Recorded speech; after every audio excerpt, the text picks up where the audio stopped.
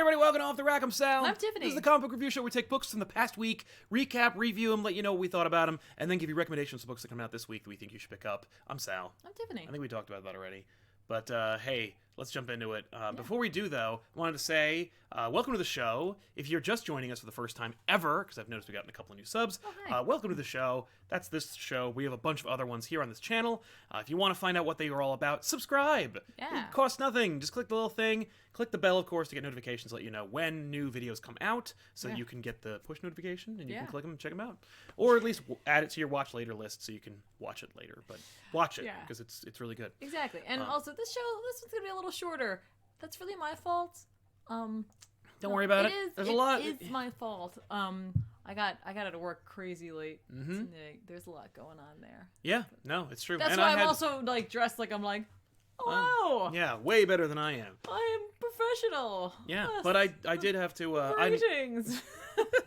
I had to record a video a couple hours ago, and I've spent literally all day like recording it, editing it. It's almost ready to go. That'll come out tonight, which I'm very excited about. So, welcome. Wait, somebody noticed my earrings. So now, hold on, we're gonna take a quick break. Let's take a look. Look at this. Look at this. Sal got these for me. I did. That's right. That's the rebel symbol in my earring. Yeah. They're professional but nerdy. Anyway. And custom. This custom. Let's do this. Yeah. I'm excited. But I also wanted to mention that if you wanted to participate in the show itself, you can always use the super chats, and that enables us to keep these lights on and the heat coming so that I don't freeze to death. Because it's really cold. It's crazy cold. It's crazy cold. I didn't know that until I stepped outside. Wow, it was rough. But we use that to differentiate just so we can participate and chat with you during the show. Because if we didn't, we would just be reading questions all day, and there wouldn't be any time. There'd for be no content. show. We wouldn't talk about comics. No, we certainly wouldn't get any new viewers. It would just be like the standard people who are here, and that would be it. Yeah. People would be like, why are they asking all these questions? Who are these guys? So they are the population. That's right. So welcome to it. Yeah, that's right. Damn right. Let's see if I can get a picture going of what we've got. Here we go. Okay. Nope. It's fine. Let's move it. There. Hey! There we go. So, the first book that we're going to talk about today, which I've heard a lot of buzz about, is Justice League. Ooh. Yes. I really wanted to read this one because of what I thought was happening on the cover. Yeah, no, this happens, kind of. Is it who I think it is? Yeah. Oh, really? Yeah. This is Justice League number 15, written by Scott Snyder and James Tynion IV. I feel like you're going to see that for the rest of the run of the series. It's also got art by Jim Chung and Stefan Sejic, I believe. Really? Yeah. Are you sure? No. That's Aquaman. It's very specific. Mm-hmm. Very specific styling. Steven Segovia. There you go. That's I get it. It's alliteration. It's true. Alliteration. But yeah, Justice League number 15 is more of the run that Scott Snyder has been doing. It's a lot of okay, so there's two plots in this story. The first one is the Trinity battle Starman, who was revealed to have been reborn or revitalized. He fell out of a questionable portal, right? Boom, exactly. So he's like, oh, I'm gonna blow up or something, and the Trinity's like, what? I like your description of this because I will go back and read this, but I like the description of they fight him because he's gonna blow up. I'm gonna blow up. I'm gonna punch you in the face. Well, they don't really fight him. It's more like they mitigate him. They deal with, they evacuate the Hall of Justice, and then they yell at him for a while. Meanwhile, the real plot is that God, I keep wanting to call her Shire, but it's not. No, Kendra. Kendra, John, and Jean go to Thanagar. Yeah. To deal with Thanagar Prime, because Jean has been plagued by the lies that were told to him when he was deep undercover on Thanagar, which is why he was missing during the rebirth. About a white Martian or something that was held captive within the deepest, darkest regions of Thanagar. And so Jean wants to know why she lied to him and what more secrets she might be able to reveal. And so the three of them have a covert mission where they basically sneak into New Thanagar, or Thanagar Prime, whatever the hell it's called. And they go into the deepest regions of the planet. They go into the planet core. And they break in and they get the information they need, kind of. Also, the ruler of Thanagar is a princess hawk person named Shaira, who is apparently like a monster and a terrible person. Like they make a point of saying like the untold horrors that she has committed throughout her life to get where she is could not be measured. So it's like, oh, thanks. So she can never be Hawk Girl. But that's okay because we already have a Hawk Girl, one that we've established in Dark Knight's Metal. No, I get it. I just don't understand why you ruin the other character. Well, you see, they're both connected. Yeah. Kendra reveals that she's like, you and I have like, there's some part of you that's imprinted onto me and whatnot. Anyway, they have a big I'm fight. guessing in this version, John never had any sort of relationship with her? Yeah. No. Nor is it even like hinted at that they're going to go in that direction. Well, she's a monster. Yeah. Well, you'd think monster. I figured that they would transfer the relationship between Shaira and John from the cartoon and transfer it over. Right, to because Kendra. obviously they were. Because Kendra's our Hawk person. Well, yeah, not only that, but like it was very obviously that's where a lot of this was coming from. The cartoon. So that's interesting that they were like, no, this is different. It's like no. I mean, they did have that arc with her where like she like betrays everybody. Yeah. But then. Like, from the show. Yeah. Yeah, that was a dope arc. That was like the end of the first season. Yeah. Anyway. But that's interesting. They're like, and Shaira. Yeah. It's pretty cool. Yeah. It's a fun story, I guess. I'm having a nice time. Okay. It's not gripping, but it's not terrible either. Okay. People were like, were beside themselves by how awesome this issue was. I thought it was fine. Like it was a cool, fun story. I will continue to read it, but like it's not holding me too tightly. Okay. Well, I guess this is kind of like the setup period. Yeah, it's kind of like it's always been set up. It's been nothing but setup. But I will say that it was fun to see this new Trinity, this other Trinity, like working together. Well, I think there's something like lovely about seeing John and Jean work together, especially after like, in light of new what was it? Cosmic Odyssey. Yes.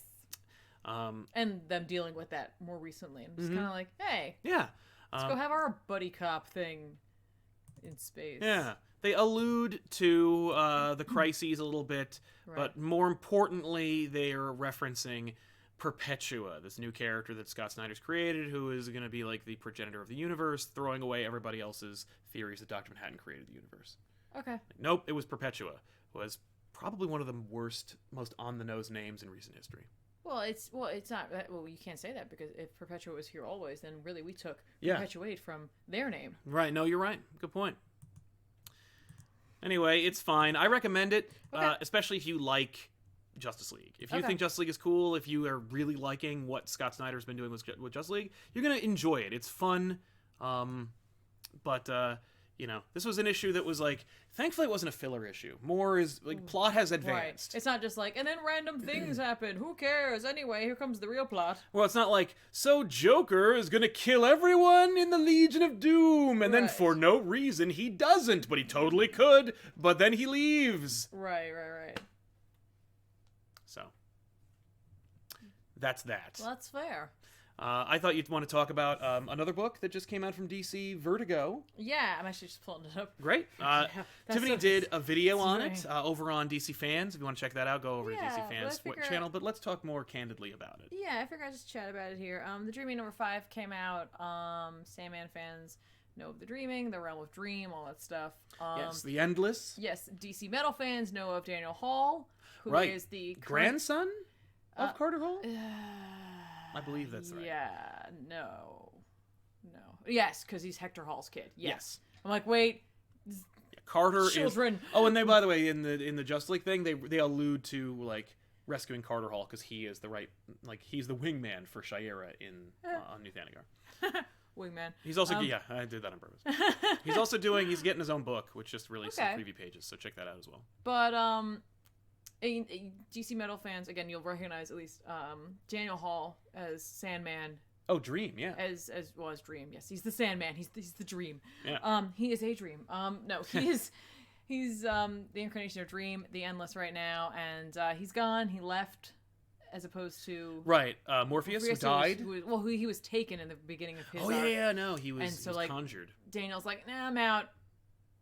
And now we learn a lot more as we've been going through this. The Dream is kind of falling apart because without an Endless to kind of support it, it's like not It's not good. It's not going to hold together. There's a lot of interaction, and like that could really hurt humanity overall. Mm-hmm. So a lot of the dream entities have been trying to fix this. They released a gentleman by the name of Judge Gallows, who is a real, like, he's a nightmare. He's a legitimate nightmare.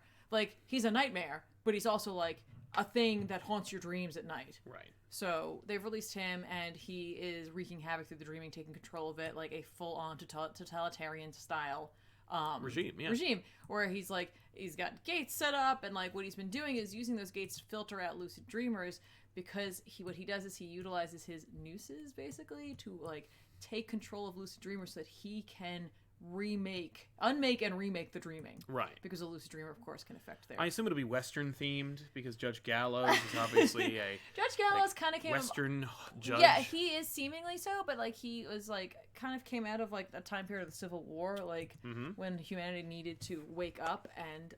Smell the coffee? Yeah, and not be like... It was... Dream created him because he's just like, enough. Right. Now, is Judge Gallows a holdover from the Gaiman days? He's mentioned in something. Okay, cool. I believe he was. I think you're right. I've heard somebody in our comments, I think, referenced him. Like, they were like, oh, it's cool they used him. Yeah, but, so he's not as big there are so many other people, like, at Dream Entities they could have brought in. Daniel and I were chatting about this. We're like, why not this? Why not this? But anyway, right, yeah. Anyway, at the end of the day, they're creating a new character by the name of Dora. She has the ability, like the Endless have, to travel in between the realms. Yes. Clearly, she is something more than she is. Morpheus, like, has been crafting her for something. And it's, like, the idea is... Morpheus? Yeah. Pre-Daniel Hall? Yes. Was making They're Dora... retconning that, like, he brought her in, and he, there's a purpose to her. Now, whether or not she's going to become an Endless, or she's like there for something else, but seems like the idea is that like it's all about endings and beginnings in this. Endings and beginnings, excuse me, in this issue where it's focuses on like the realm of destruction as well, which is about that. You have postulated that there is something new. There's like going to be a new beginning. What do you think? What do you think about Adora? Not Adora, by the way. Adora. Yeah, that'd be pretty cool. It's Prince Adam's sister and She-Ra. Just bring in She-Ra. I have been going back and forth about whether or not I think that Dora is they're going to be like, you are an Endless, herp. Because, like, why does she have these powers, if not that? And isn't there a missing Endless? Well, yeah, there's Destruction, whom we haven't left. Really seen. Yeah. Like, he's part of the original Gaiman whole thing. Like, he abandoned his post because he didn't want to be blamed for the atomic bomb. Oh. He was just like, that's you. That's not me. Oh, because it was dreamed up. Well, no. Destruction left. He was just like, no. You're out of your mind. That was too extreme for Destruction. Well, he's like, what are you doing? Like, right. So he leaves. But anyway. Fair enough. So like, initially I was like, maybe Dora is Destruction. Right. But there is like there's a portrait in the gallery of the Endless that is being formed. Yeah, a new portrait. As though something new is coming.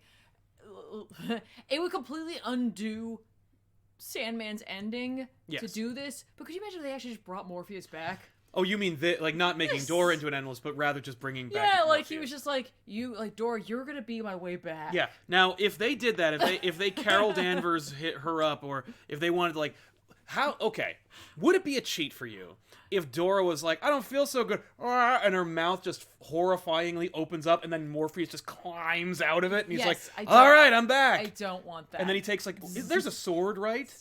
Maybe take Night Mask's sword, and then he just jabs Daniel Hall through the eye. No, well, Daniel Hall's bouncing. He left. Well, you have to kill them in order to make them leave. He came back. I know, but then he left again. But he's just like, he's dying. Man. He's like, I know I'm dying. I'm sorry. Like, I messed up. I suck. Mm-hmm. You do. Sorry, Daniel Hall. You do suck. That's the thing, is that Gaiman set up Daniel Hall, as you've described, to be the replacement. To be like, okay, now you guys, off you go. Try something new. No one did anything good with him. No. He did appear in a couple of Grant Morrison Justice League books. Yeah. Where he was like, hey, I'm here too. And me. Why not? No, he sucks. And he knows it. And everybody else knows it. And they won't put any of the other Endless in this. It's driving me crazy. Yeah. Like, where is Death? Is it more egregious? I've heard this theory, and I have it myself. But like, is it more egregious to bring back Morpheus or make Lobo Destruction? That Lobo was Destruction, and that when he bailed, he went to like the DC universe. That's way worse. He's pale. He's got black hair. He looks just like them. No, Destruction looks nothing like that. He's actually How do you know? because I've seen him. Well, what if he hit the gym? He's huge. Yeah, he's huge. Lobo's huge. He's a huge redheaded man with no shoes. He dyed his hair. Let's just move on. Anyway, this is not the book to pick up if you're starting in the middle of it. No, start with very one. confusing. And it's not sold out, so you won't have any problem getting back in. Yeah, I'm looking forward to seeing where this goes, and it might be a better trade because like it'll be all contained, and you'll be able to just. You won't speculate. You can just read it. You can just go for it. So there That's you go. fair. The Chronic Mr. Rose says, sending some love your way. Oh, thank you. From the old Emerald Isle. Is your name K-E-L-L-Y? What? Kelly from the Emerald Isle. No, you don't know that song. Y'all are always great, and I'm so glad you like my ComicPOP Spider-Sona doodle. Stay awesome. Yeah. Yay! Chronic Mr. O was one of the like incredible people who, when we tossed out on Twitter, like so talented. I was like, I'd love to see a Spider-Sona, but of the team, but we've never really. I can't draw, and Tiffany has no time. So a bunch of amazing people, including the Chronic Mr. O, drew like everybody did way better than these I would have amazing, done anyway, spectacular, stupendous Web of Spider-Man type characters of ourselves. Exactly. They're great. And the neighborhood. Yeah. And Emperor's Venetians says, I know you hate or don't watch Big Bang Theory, Sal, but I saw an episode and they say Slott is the best Spider-Man writer, as if Peter hasn't suffered enough. Well, that shows they don't really know anything. Wow. I don't think Dan Slott would agree that he's the best Spider-Man writer either. So, to be fair. Let's see. So we did Justice League. We did The Dreaming. Yeah. I guess we should probably talk about Friendly Neighborhood Spider-Man. It's The Whip. The Whip. It's a brand new series that's actually a resurrection of an old series that was not too old. It was, I think, birthed around the time of The Other. Actually, unfortunately, it was tied in with The Other when The Other was the story. Okay. It was written by Peter David originally. Now, this one is actually written by Tom Taylor, who was a fan favorite. And with art by Juan Cabal. Nice. I gotta tell you, that cover is giving me like shades of Ultimate Spider-Man. I think it's just his. It's his pronounced, elongated, appendages and everything, proportions, I should say. Yeah, he looks younger. Yes, he is not. Okay. This is also one of those Stan Lee homage covers where they go like, "Hey, in memoriam." Yeah. What do you think of them? Because people have been asking our opinion about it, and I've never had a chance to weigh in. About the cover, the front? about the Stan Lee cover, because all the books that had these covers, like when they did it, when they rolled it out, all the covers had this treatment. Yeah, like a black armband. Mm-hmm. I don't think it's good enough. I think it's like too simple. I mean, I'm glad they didn't like overly complicate it. They didn't do like a bunch of Stan Lee variants where like Black Panther and Stan Lee are like, arm wrestling or something. But at the same time, I kind of wish they did. No, okay, so I gotta. All right, so as you're asking me that, I have now formulated my opinion, and here it is. Let's hear it. Yeah, that would be cool to see those images. What I don't like about that concept is then you put a monetary value on paying homage to him, and those variants would have people would have held on to them and put a higher sticker price on them and wouldn't just sell them to everybody unless they didn't make them variants. If they just made them the covers, that'd be a different scenario. Yeah, if that was the main cover. Yeah, so at least by doing this, they're paying homage without creating a, spectators market. Yeah, that's fair. But I think Stan would have loved that. Be like, look at them all spending money on Marvel Comics. Yeah, but Marvel wouldn't be making the money. No, they never do. But yeah, I think this is too simple. But I like it. It just feels like no effort went into it. I understand that. I mean, I think some effort must have gone into it because I definitely thought went into it. Went into it. But I like that, and I like the end page where it's just that one little panel from Stanley's soapbox. And everybody gets a different soapbox. I thought they were all the same. I thought they were all different. Oh, I thought they were the same. I think they're different. I read 2 that were the same. Oh well. They only have a few, but yeah, but I thought that was very nice. Yeah. But yeah, just in terms of the potential for turning it into just a let's make money sort of thing. I guess I'm okay with this. Anyway, let's actually talk about the book. Okay. This is a story. Friendly Neighborhood Spider-Man. When they first started doing Spider-Man titles that spun out of Amazing Spider-Man, they were just like, how about more Spider-Man stories? Just how about more? So Spectacular Spider-Man was just, how about some more? Sure. Web of, more. Spider-Man adjective list, more. Just more. When are they going to find the one that just says, more Spider-Man? They should. This is basically more. Okay. But this one has a theme to it. And when they rolled out Friendly Neighborhood, they were just like, how about another Spider-Man title? Okay. So they did that, and it was kind of like, okay, and some of them, I think when Paul Jenkins took over Spectacular, which was Peter Parker the Spectacular, he was like, we're going to focus on the Peter Parker more than the Spider-Man, because his name's in the title. And it was like, I get it. But at the end of the day, you're just trying to sell 5 Spider-Man titles at the same time, which is fine, especially if they're all unique or they're all interconnected for one main story or whatever. They're all delivering the same product that people want. That's cool. This one is about the neighborhood. It's about Spider-Man in the neighborhood and like how Peter Parker like lives in this area, and he's got all these colorful characters that he interacts with all the time, even though you've never seen them before. And it's really, really disposable. This book is utterly disposable. And if the art weren't so bland and not really up to snuff, I would have more reverence for it. But the fact is, it's just, not only does it feel like I have seen it before, but it feels like I've seen it done better before. But what if, would you say that maybe this could be a decent book for someone who's just getting into Spider-Man? Is it a good jumping on point for Spider-Man? No. Because if you want to get into Spider-Man and you're like, I want to like know what it's all about, you will have no goddamn idea what's happening, because this makes no attempt to explain or contextualize Spider-Man, his like supporting cast members, his villains, anything. This is a totally different, if you're sick of Spider-Man and you're like, I want to read about Spider-Man in like basically a totally different universe with no other connections to any other books or events or status quos, then I guess this is a book for you. But like otherwise, you're getting art like this. Oh. And he's making a face that I made when I was reading this issue. Oh. I just couldn't really get into it. That's a shame. It's cute. I guess, like, the best thing I can say for it is that, like, it is utterly harmless. There's nothing really, truly wrong with it, except that the art is just not good enough. Okay. Otherwise, but if you don't care, or if you're a fan of, like, Frank Cho drew Spider-Man for a little while, which is a bad idea. Right. But he's objectively talented. Like, I can produce the same image multiple times in proportion without any exaggerated things or without any missteps. And that is a thing that happens in this series, in this issue. Right. And it's funny you mentioned Frank Cho. Like, it reminds me of Frank Cho. It reminds me of a weird combination, and I'm not sure it's a positive combination, of Frank Cho and Frank Quietly. Yes, that is exactly right. I got shades of Frank Cho. His Spider-Man's the best thing. His Peter Parker's the worst thing. And that's like a real problem. It does refer to the universe he lives in, so we get to see his roommates, but like that's not what's important. What's important is his neighbors, because he's a friendly neighborhood. Is that enough for a title? Absolutely not. Oh, my phone. I think Spider-Man's contacting Spider-Man's you. calling me up, telling me to quit bitching about Spider-Man. I've had enough. Yeah, but I ultimately it's a harmless book that who cares. Ultimately, no one, like, ultimately this book will be canceled after 12 issues.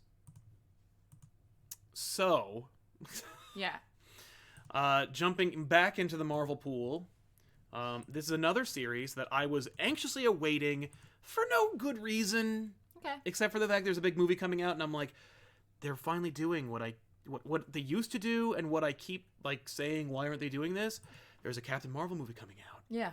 How about have an ongoing Captain Marvel book right now? And there it is. And here it is. And Ta-da! it's written by Kelly Thompson with art. Well, hang on. Let me pull it up because I want to read that name right. By Carmen Canero. Okay.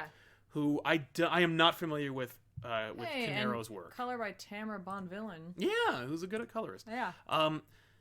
This is the Captain Marvel book that hopefully everybody's been asking for. It was fun. It was a fun book. I really enjoyed it. Mm-hmm. It spins right out of the life of Captain Marvel, so like if you didn't read that series, you kind of don't need to, because it says everything. It kind of covered, because I was like, I didn't. Yeah, well, I read the first 2 issues and was like, I don't like this series, and I stopped picking it up. Right. Thankfully, this tells me what happens, and it will tell me what happens in the movie. But like, I enjoyed the status quo that it leads up to. Yeah. Which is this. Carol's not in space right now because, like, it's hard to connect with, and you know what, it isn't a Guardians book, so like let's just do something else. Yeah. And they make a point to kind of like say that. It's not my opinion about like how I don't like the space books. It's more like Marvel using this title is trying to say to like, you guys don't like her in space right now. How about when she's being a superhero? Right. There are a lot of other superheroes in this book, which I liked and didn't. I liked it as a fan. I didn't like it as a critic, where I'm like, you don't think she can support her own book, huh? You gonna put everybody in there? But at the same time, they did that thing which I was also kind of critical of, where I'm like, you're gonna make her more capable than Captain America, Thor, and Iron Man combined, huh? Okay. Which, again, sometimes Spider-Man's more capable than those characters combined. So, like, you're gonna do that in certain people's books. I think Kelly Thompson just likes writing for an ensemble cast, because even in Rogue and Gambit, Deadpool showed up. Deadpool shows up, you know, like we get, you know, freaking Corsair, you know what I mean? Like people showing up left and right in that book. So it's like I think she just likes writing for all these characters. Which, like, if I were writing a Marvel character and they gave me a single character issue series, I would definitely throw in Marvel characters in there. Right. Because I just want to play with these toys. Right. And I totally get it. And I really enjoyed this issue. It's really fun. The idea is that, like, Carol's back, and it's kind of like almost like a reboot of the Ms. Marvel series by Brian Reed. Because, like, when she came back from House Femme, she's like, I gotta be a superhero. I gotta be like an A-lister. And she hires an agent. Right, but I feel like that's like, it's completely opposite of that. Because, like, she was like, I'm gonna be the best. And this time she's just like, I make a lot of mistakes and I learn from them. And, like, there's still, like, that sense of ego there, but, like, not so much. No, and, she fights a Kraken, and, like, Spider-Woman shows up in it. And, like, because they're pals, so, like, it kind of works. Like, she shows up to her fight, not the other way around. Yes. And then she runs into Tony Stark, and, like, they want her on the Avengers, but, like, they have to do this, like, PR interview first, because she's been in space, and people don't like that. Yeah, well, which is like the whole book is really bad. It's not even that they don't like space. They make a point that they're like, the public doesn't know that you've been heroing lately. Right. And so, like, they just think you went away. Yeah, like, so to put you on an Avengers team, it's like, but, like, aren't you rusty? Because you haven't really been doing anything. And yeah, she's like, no, I've been busy the entire time. Yeah, like, I've been saving people left and right, like, in space. Yeah. And he's like, yeah, but it was in space. People can't see you in space. And it's kind of esoteric. Like, it's hard to connect with that. Like, oh, you saved, like, another planet? You saved, like, aliens? I've saved your planet. Like, from what, though? Yeah, Nothing I could see or touch or believe in. So, like, it's an interesting concept. It might be a little too, like, over your head. Yeah, but, like, it is, I like it. It's not bad. Yeah, but it plays with characters in a positive way. Yeah, like, it's not too shoehorned. It's not like Damnation or whatever. Like, but in this one, you got like, okay, you got Spider-Woman, you got Tony Stark, you got Thor, Cap. And you also have... If they're recruiting for the Avengers, it makes sense for the Avengers to be there at some point. And then they have something they're clearly setting up for the future. Yeah. They bring out an old Initiative character who like got some play in other series, but ultimately people forgot about her. Hazmat. Yeah. Who is a character that a lot of people enjoy. I like seeing more of the like Avengers Initiative and the Young Avengers and like the... Was she in Avengers Academy or in Avengers... I believe she was in Avengers Academy. Okay. But she was also part of the Initiative. Right, okay. But that was really cool to see and have her be part of it. And clearly she's going to be, like, I think an ongoing thing. Right. War Machine shows up. Yeah. Of course, like, they had a relationship that was, like, weird and out of nowhere. And then he dies, and they're like, well, that's over. I really... thought we were going to get that, like, okay, we're going to acknowledge War Machine and we're going to get him the hell out of here. Yep. And he's like, no, I'm not leaving this book. We used to bang and we're going to keep banging, so help me God. And so they do. Yeah. Like, they go out to lunch. Yeah. Where we run Which into... is basically like bang. Oh, yeah, no, totally. If you're, like, you know, if you're keeping score. But ultimately, Carol bumps into her interviewer. Yeah, because Tony tells her like where to go. Yeah, which to, like, Carol ruin their date. Yeah, I don't think he knows. Yeah. Or he does and he doesn't care. And I figured you'd like this because the interviewer's name is Ripley. I know. By the way, Kelly Thompson's absolutely Bendising, where she's like, so here's some characters that I created. Yeah. Like Ripley Ryan. She's alliterative, clearly going to get some powers. Maybe what'll happen is, we'll Captain Marvel her, where like they'll be part of some explosion and some part of Captain Marvel will imprint onto her. Either way, Ripley Ryan is like gonna write an interview and she'll get that story, so help me God. And then Nuclear Man shows up. That's the part for me that was the most like all right. Right. Nuclear Man is a mouthpiece for detractors and critics of Captain Marvel, the book. Right. He says a lot of misogynist things. I don't remember Nuclear Man being that misogynist back then, but who cares? I've never actually seen the character before, so... Yeah, but again, it's Nuclear Man, whatever, who cares? Right, and like you could just say that, like, historically speaking, like, Captain Marvel was Ms. Marvel, the first superhero to carry the moniker Ms. Yep. So, like, there was something to be said for that, not making it necessarily like a political or, like, you know, like, cultural touchstone of a character, but just to acknowledge that origin. That could be. It could just be something like that, because I really haven't seen much of that kind of thing in Kelly Thompson's Rogue and Gambit. No, that's right. It's not in there. Or Mr. and Mrs. X. You should say. Sorry. Excuse me. Yeah. But ultimately, the two of them go through a portal. Well, he leaves through a portal. With Ripley, yeah. He steals her. Ripley! So the two of them go through a portal. Captain Marvel goes through the portal along with them. The Avengers are going to try and join him, but they can't. Yeah. And basically, they Rhodey says something to the effect of, like, she'll be fine. And we get, like, a cool last page reveal of, like, a twisted alternate, like, reality where everybody gets way cooler costumes. Yeah. And, like, what I like about this, though, is that, like, two of the characters, at the very least, this is like the reason they were in the book. Yes. Was because it's just like, no, we're gonna have like crazy futuristic steampunky Jessica Drew and Hazmat. Yeah. I was like, that's kind of cool. Yeah, I agree, and so I'm hopeful for this series. This was a better hook for me than any Captain Marvel book so far. That's fair. For me, I was like, initially when I was reading it, I was just like, I felt a little bit like the way the tone in which Thompson was writing it, like Rogue and Gambit. Yeah. Like she spoke, like Captain Marvel speaks a lot like Rogue. And I was like, you know, that's kind of apropos. Right. Considering their past, their these connection. two characters, you know what I mean? And I think inevitably throughout this book, like Carol finds her own voice through Thompson's writing. Yes. And so I was like, all right, cool. Yeah. Like, I'll give Thompson a shot. Like, I really like what she's doing on Mr. and Mrs. X. I will probably pick up the second issue of this just because of the fact that I'm like, all right, I want to see what you're doing with this. Exactly. No, I liked it. I liked the direction of the Brian Reed Ms. Marvel run. I just didn't like where it ultimately went. So I'm hopeful that this will have shades of that, because I like superhero stuff, but I also want to see like the Bendis type stuff where it's like, let's get in there. Yeah. Let's see what she does at home. Yeah. Let's go to her apartment. You know, that kind of thing. That's a little creepy.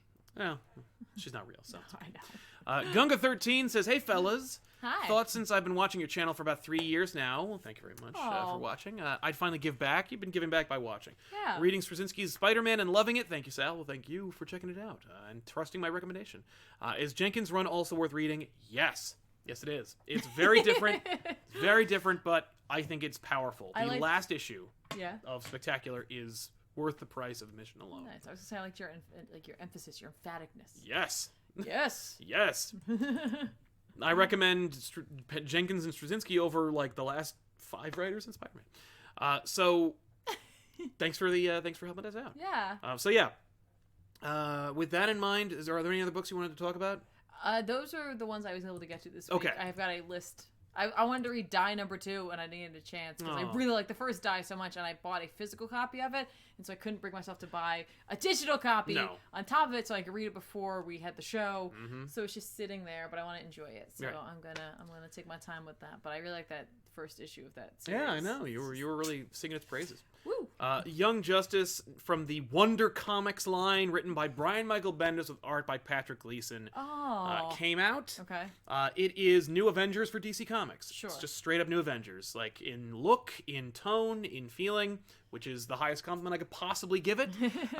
New Avengers got me into the Avengers. It actually helped me gateway back into Marvel Comics, which got me into comics, which got me into this job, which is like the time of my life. So thank you very much for that, Bendis, and thank you for this fun series. If you ignore everything that it does about continuity, then you're gonna really enjoy it. If you get hung up on like who remembers what, how they could, who was there, what universe we're in, you're gonna find this book is a frustrating mess. There's actually a whole Elseworlds exchange in which Joel and I talk about the implications of the first issue, or the first page, and the title of this story. The title of the story arc is 7 Crises. And then a emissary from Gemworld basically echoes that by saying, there have been 7 crises, and they affect everything, and Earth is at the epicenter of all of them. And what are we going to do about it here on Gemworld? So they invade the Earth. They want to talk to Superman because he was usually the problem. Even though I always argue that it's the Flash's. Yeah, the Flash is always at the epicenter of crises. Yeah. But let's pretend it's Superman. We bump into, everybody on the Young Justice team through various little narrative devices. Jenny Hex, great-granddaughter or whatever of Jonah Hex. Woohoo! Yeehaw! She's got a face, though. Yeah. Full, complete one. Yeah, she looks okay. She's driving a truck, and she's got a shotgun in the window, and she's coming to Metropolis with a head full of hopes and a pocket full of bullets. And she's gonna rustle up some trouble. Ooh, yeehaw! It's just, whatever, it's cute. She acts like Why Jessie. would she be going to Metropolis? Why wouldn't you? Because she's asked.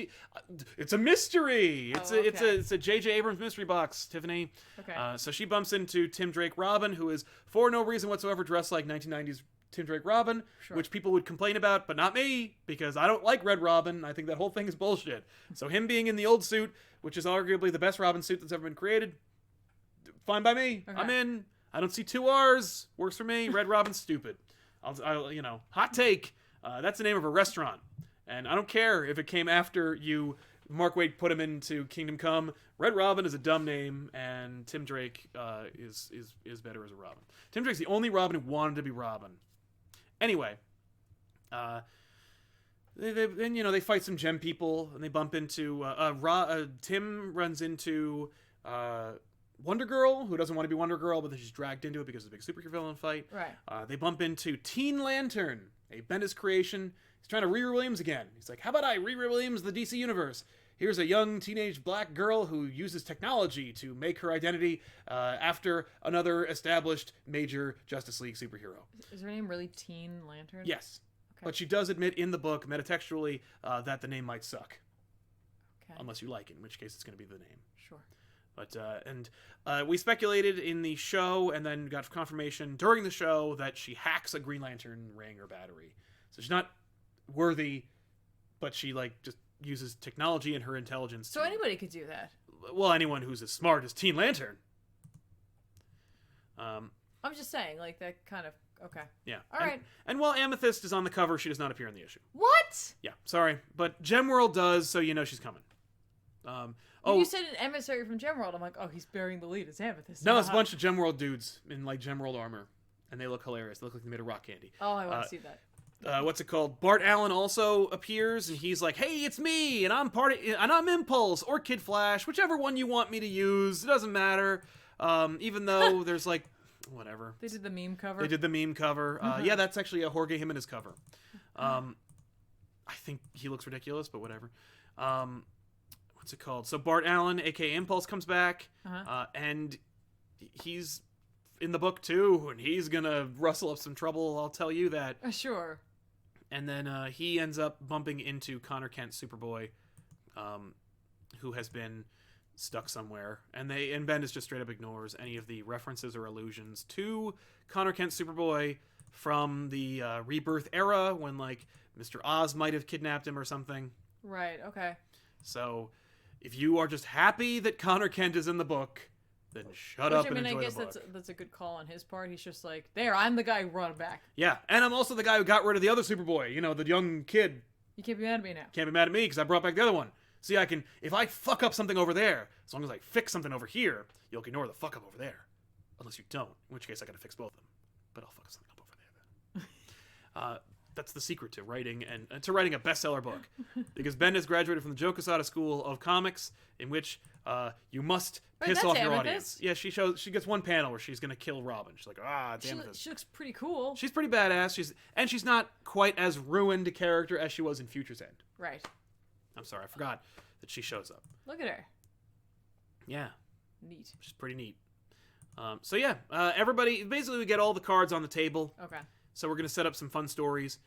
Wonder Girl obviously has some kind of deep dark secret that she doesn't want anybody to know about. Okay.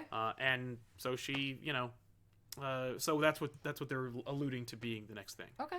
So it's going to be a lot of it's a fun series. I think it's a really good. Patrick Gleason is is a joy to have on the art. Right. I hope he stays for the whole damn run, because he knows how to draw these characters, and Yeah. Impulse, it looks so like he's having a great time, and he's, you know, Gleason gleefully drew a lot of stories starring Jonathan Kent, Yeah. who was a like youthful, exuberant, happy character. Yeah. And if you can't have that character, at least have the artist. Yeah, he really knows how to like capture like energy, and by that I mean like the energy of movement. Yes. Like I think he's very good at that. He is. So it's a good book. Check it out. Nice. I just like it. Like I said, like if you're looking for something, this is the most positively Bendis book in the best way. It's the most like Marvel Knights Bendis you're gonna get. Right. So I dig it, and I recommend it. All right, excellent. Jamie Wild says, "Hey, Sound Tiffany, hope you're all having a great day. Would you ever cover any current cartoons not related to comics, possibly?" No, but that's not because we wouldn't want to. It's just because that's not what this channel's all about. I don't really watch a lot of new cartoons either. No, I think the newest thing we watched was recently, Gravity Falls. I was gonna say we watched a bit of We Bare Bears. We did watch We Bare Bears, and it was like fun. Yeah, I dug it. Yeah, it's cute. Right. Yeah, but I'm not gonna do a new show about it. Right. But yeah, so you know, I'm sorry, but you know, who knows? How about this? If something strikes us, like we see some animated thing, and it strikes us. So that's true. We could definitely do that. I mean, like, who knows? Yeah, what will come out. That's right. Good point. Can't argue with that. Gorgonfish says, "How long do you think Bendis will stay on Action and Superman, and which character do you think you want to see him write next? Batman after King's Run? I think he's going to be in Superman for a very long time. I don't think you're going to see him leave until the book drops below like 75,000 copies. Like if it dropped below 70,000 or lower, you'll see him leave the book and move on to something else, because he'll be asked to. Yeah. Outside of that, I don't see him doing it. I think outside of Marvel politics, the reason he's there is because of Superman. So, and I think he knows he could have asked for Batman.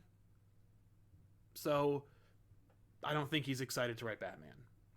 Really? Yeah, I think he knows he could have stolen it from Tom King, or gotten Detective. And I think that the Tomasi getting Detective is like an apology for ruining John Kent. If I want to play politics with it. Wow.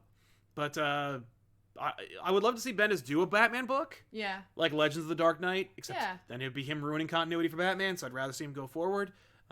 Some like Shadow of the Bat. I would love to see Bendis on that kind of title. That'd be cool. That'd be cool. I know people are like, don't have Bendis write Batman, he'll make him fart or something. But like, that's Kevin Smith. Bendis read his Daredevil. Yeah. You know, his Moon Knight, while it wasn't about Moon Knight, you know, it was really terrible. The dark, cool stuff was still dark and cool. How do you feel about this?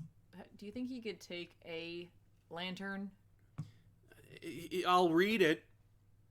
That wouldn't excite me. Really? Mm-hmm. I mean, like maybe Jon Stewart. That's what I was thinking. I didn't want to just immediately jump to that because he's always my favorite. So like, I don't want everyone to think I'm just always thinking that. So I was going to offer any. Yeah. But I was thinking, what if he did write like a. Yeah, like a Green Lantern book. Like even just a mini. Yeah. Oh, yeah. Oh, mini, absolutely. But like an ongoing? Yeah, I would read it. Not all of it if I didn't like it, but still. And St. Lugia says, have you seen the Amethyst DC Nation short? No. I don't think so. No, I have not. I gotta watch that. Yeah. Let's check that out. And so we will. So with that in mind, let's jump into some recommendations of books that we think you should check out. They're coming out this week in 2 days. Yes. Like when? First one is Detective Comics number 996. Yeah. 4 issues away from issue 1000, but I don't even care because I'm just loving Detective. Yeah. 2 issues in, everyone's like, it's better than Tom King's run. I'm like, arguably these are the two. You can't just say that's 2 issues. It's 2 issues, but these are these 2 consecutive issues I've enjoyed more than any consecutive issues of Batman by Tom King. This got me really excited. Like I'm just enjoying the ride. I'm just enjoying the ride. It feels like a Batman book. Yeah. That's why Peter J. Tomasi and Doug Mahnke and Jaime Mendoza. It's great. Pure Batman. Great mysteries abound. He knows what he's doing. Read it. I agree. Amazing Spider-Man number 13 from Nick Spencer, Ryan Ottley. The more fun stuff, more continuity. Jameson and Spider-Man versus the Enforcers and the Big Man and Scorpion. It's a great apology series from the last 10 years of Spider-Man. I would recommend it. I'm really looking forward to where this winds up. Nice. I think we're gonna find out the mystery identity of the the centipede. Centipede. Person. Yeah, I think it's coming. It's human centipede. Yeah, no. But I think it's coming soon. So stay. Come on. So stick around. You can't make a person into a centipede and not make a human centipede joke. Yeah, You're right. It's just That's true.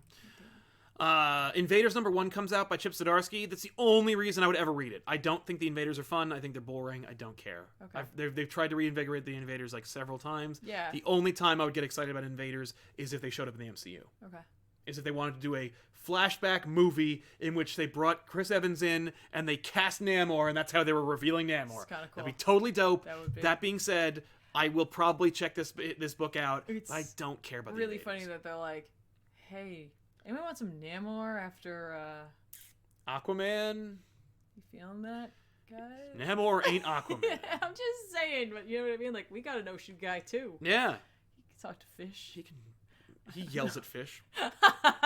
But yeah, it's it's Zdarsky, and he's like quintessentially Marvel now. So they're bringing back Marvel Comics Presents. And look who's on the cover. Oh man, Wolverine in his brown suit, and the Invaders. Friggin' Captain America Namor also. It's by Charles Soule, Paulo Siqueira, Arthur Adams, and Federico Blee. This is a series that's kind of like, hey, Marvel's 80, let's bring back some fun old Marvel books. I hope it's fun. I hope it's good. They're one for one when it comes to Marvel Team Up. Marvel Comics Presents could be the start of a new fun era if Marvel gave a shit about publishing comics. Sure. I'm looking forward to checking this out and seeing how it goes. Okay.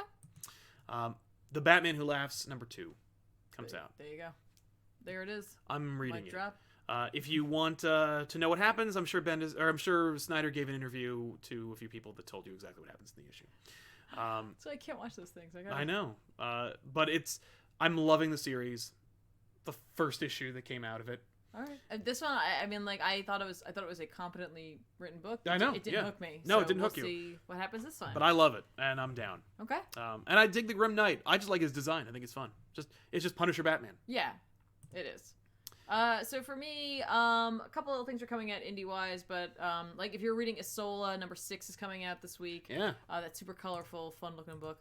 But otherwise, I wanted to make mention of Middle West #3. I haven't mentioned this, and I actually missed the second issue when it came out. You said it out loud. You're like, Middle West, and I'm like, oh, what the hell? I'm like, I read the first issue and I really enjoyed it. And I wanted to see where it was going because I wasn't sure if it was going to end up being something that like has a lot of substance to it or something that was just kind of on the surface. I missed issue 2 during the holidays, I think. Mm-hmm.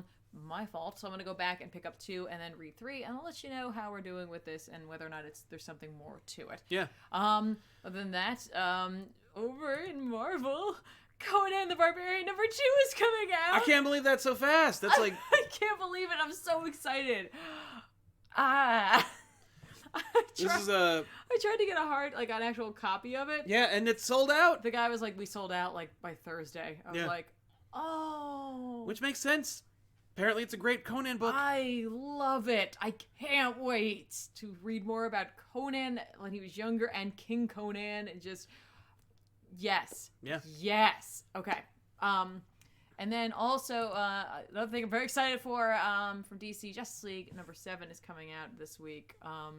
Written by James Tynion IV, and yeah, like we just had that like kind of like middle like random tiny arc with Detective Chimp and Blue Devil, and the idea is we're trying to probably getting into the next arc. That cover is pretty sick though. We got some Man Bat going on. I wonder if it actually has to do with it or not, because I assumed at some point we will be dealing with Man Bat. No doubt. Well, Tynion IV wrote Detective, Yeah. in which Clayface joined Batman's team, and then and it was all leading up to a big fall for Clayface. Yeah. I think that's exactly what's going to happen, Man Bat. Right. But yeah. Yeah, it looks like they're dealing with their own inner demons in a sense. So Man Bat's kind of... He's like exemplary for that. Yeah, so I'm really excited for that. Tynion has not let me down in this series at all. Even when they did that huge like Witching Hour, like crossing into other books thing. Yes. Kept it together. Strong beginning, strong finish. Yeah. Just really digging this book. By the way, Conan, if you didn't know, written by Jason Aaron. Yeah, Jason Aaron. Which I still say, even though I said it last week, that he... has been training for this. Yeah, his whole career. He's been building towards it. Just Thor, Strange, Conan. Yeah, magic, sorcery, badass warriors, sword and sorcery. Yeah, exactly. Man, that's great. Hey, it's interesting. You mentioned the Witching Hour. and what a great series that was. Yes. By the way, really quick, Nilfinity Gaming says, "Are you guys watching The Young Justice, and what do you think?" No, I saw the first 2 episodes, and I find it incredibly boring.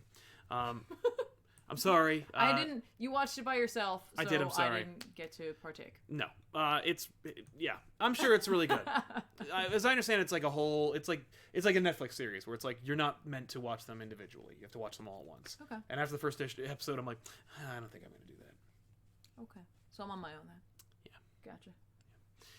But you said that you enjoyed The The Witching Hour was actually a really, really fun magic DC-based event that took place across a number of titles in which, you had the Justice League Dark, Wonder Woman. Yep, you had Wonder Woman and the Justice League Dark, and then Wonder Woman and Justice League Dark. Right. Which is different than Justice League Dark Wonder Woman. Exactly.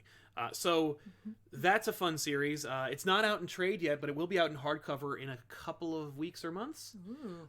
And it will be out on back issues this week. That's right, Tiffany covered The Witching Hour. So if you missed it or skipped it, you should definitely check out this episode and then go pick up the series. What am I doing? You're excited because you're headlining a book. It's an episode. It's great. I hope it's good. I hope so too. Well, hey, listen, it was a great episode. I liked cutting it. Hope you enjoy the episode itself. In addition to that, I also wanted to mention that if you go to patreon.com/ComicPOP, you can watch the episode right now. Wait, really? That's right. Ooh. Episode's out and up over on patreon.com/ComicPOP. I haven't even seen any of it. No, you haven't seen a single stitch of it. But it is out and available if you are a Silver Age patron. And, of course, if you are interested or curious about it in any way, check us out. Go over there, and you'll get at least weekly updates about what's happening here at Comic Pop, where you'll get to find out what video I'm going to release tonight. It's epic and huge, and I hope that you really enjoy it, because it's all about Punisher on film. Yes. Which is ironic because not ironic. It's fortuitous because Punisher Season 2 will be coming out in a couple of days. Immediately after which, I'm sure Netflix will announce the cancellation of The Punisher. Maybe they're just like, no, we're not letting Frank go. No, they will. Wouldn't that be fun though? Yeah. They're just like, no, Punisher, not you. You'll stay with us. You don't get out that easy, Frank. Yeah. But yeah, so check out all that stuff. Jack Rudy says, you guys keeping up with Batman Damned 2 is okay. We are. We actually were going to shoot a whole comic line about it. I was so ready. We could still do it. It would be more like an episode of review where we would talk about it. Or we'll wait until 3 comes out and we'll do a whole Batman Damned retrospective. Yeah, whatever you want to do. I was ready. Yeah. I was ready. And so maybe we'll do that, because that's probably more likely. We could just do the recap, yeah, like the old, like all 3 of them. Yeah, probably makes sense. But yeah, so anyway, thank you so much for hanging out with us, and of course to our super chatters who helped us out a little bit this episode. And we'll see you guys next time with another episode of Off the Rack next Monday, live around this time frame, probably a little earlier next time. Yeah, I'm gonna have a lot to talk about. Oh yeah, you are. Cool. So many recommendations. Have way more. No. I'll try to keep it brief. But anyway, thanks a lot for hanging out with us, and we'll see you guys then. I'm Sal. I'm Tiffany. So long. Bye, guys.